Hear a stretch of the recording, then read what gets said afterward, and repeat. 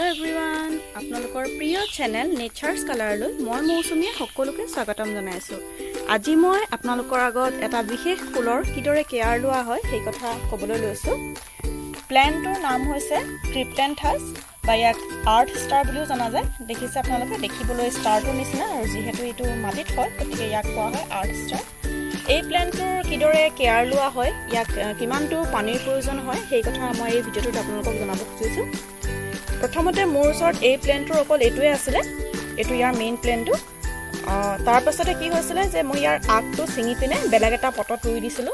এটো দেখিছে আপোনালোকে আৰু এতিয়া সেই আগটোৰ পৰা ই বহুত ধুনীয়াকৈ গ্ৰো কৰিছে। মই যেতিয়া ইয়াক লগাইছিলো তেতিয়া বহুত সৰু হৈ আছিল, এতিয়া ই লাহে লাহে ডাঙৰ হৈছে দেখিছে আপোনালোকে।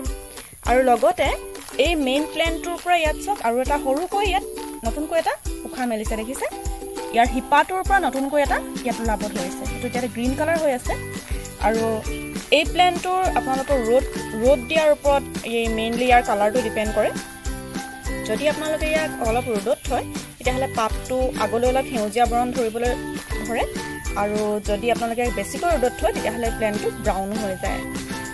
এতিয়া এই প্ল্যান্টক যদি পানীৰ কথা ক'বলৈ যাওঁ তেতিয়াহ'লে প্ল্যান্টটো আপোনালোকে ময়েষ্ট কৰি ৰাখিব লাগে। ইয়াত চব মাটিটো পুৰা ময়েষ্ট হৈ আছে, ইমানটো লেভেল ইয়াক দৰকাৰ। আৰু গৰমৰ দিনত ইয়াক আপোনালোকে সঘনে পানী দিব লাগিব আৰু ঠাণ্ডাৰ দিনত ইয়াক আপোনালোকে জাষ্ট অকল পানী স্প্ৰিংকল কৰিলে হ'ব। এই প্ল্যান্টটোক ইহঁতে ছাঁ বহুত ভাল পায় কাৰণে এই প্ল্যান্টটোক আপোনালোকে ছাঁত ৰাখিব লাগে। গতিকে এয়াই আছিল এই প্ল্যান্টৰ বিষয়। পুনৰ এটা নতুন ভিডিঅ'ত আপোনালোকৰ সৈতে লগ হ'ম। আজিলৈ আহিছোঁ, নমস্কাৰ।